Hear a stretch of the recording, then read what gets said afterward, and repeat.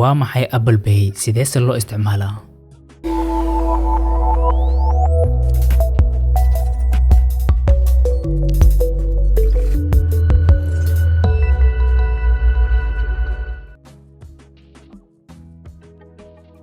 Apple Pay waa lacag bixin mobile ah iyo wallet digital ah ee shirkadda Apple taasoo kuu sahlaysa inaad wax ku iibsato online ahaan ama shakhsi ahaan adigoo wax uga iibsanaya dukaamada Apple Pay.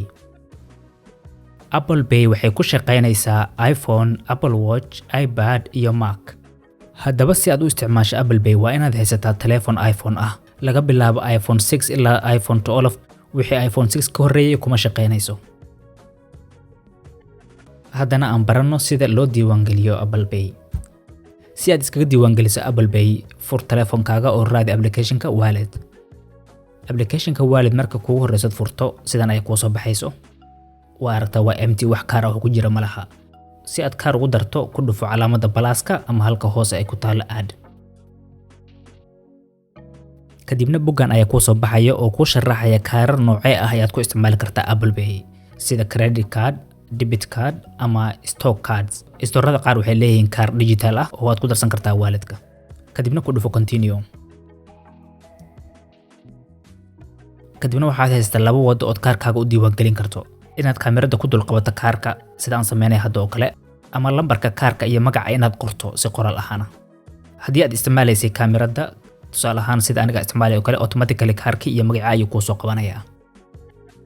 kadibna waxaad ku dhufanaysaa next. kadibna mar kale ayuu ka xaqiijinayaa kaarka waqtiga uu dhacayo iyo sidoo kale security code-ka ayaad gelinaysaa saddexda lambar ee kaarka gadaashiisa ku qoran oo security number ku ah. cidnaha la wadaagintaa. aniga hadda waan qariyay kaar numberka security code-ka iyo waxa dhan. kadibna waxaad ku dhufanaysaa next. kadibna waxa ku soo dhacay text message oo code la socdo. code-kaas ayaad gelinaysaa halkan sidaas aad ku diiwaangelisay ama waxa laga yaabaa inay kugu xiraan inaad bangigaaga wacdo. markasta waxay ku xiran tahay wadanka aad joogto iyo bangiga aad isticmaalayso. okay, hadda waad diiwaangelisay sidee marka u isticmaalaysaa? markaad dukaan tagto dukaanka waxaad ka fiirinaysaa calaamadda Apple Pay. markaad meesha lacag ku dhiibi lahayd ayaad waxa leedahay waxaan doonayaa inaan ku dhiibo Apple Pay. kadibna telefoonka halka laga damiyo power button-ka ayaad laba jeer ku dhufanaysaa. kaarka ayaa ku soo baxayo. kaarka ayaad waxaad saaraysaa mashiinta lacagta lagu bixiyo. sidaas ayaadna ku bixisay lacagtii. tani marka waxay ka caawinaysaa in dukaanka aad wax ka iibsanayso uusan kaarkaaga lambarkaaga arag. hadda kaarkii oo caadi ah qofka gacanta u geliso uu eegi karaya kaarkii magacaagu arkaya. laakiin wadadan waa wada safe ah oo maaragtay kaarkaaga cid kala qaadan kari mayso. sidaasna waxaad ku baratay sida loo isticmaalo Apple Pay.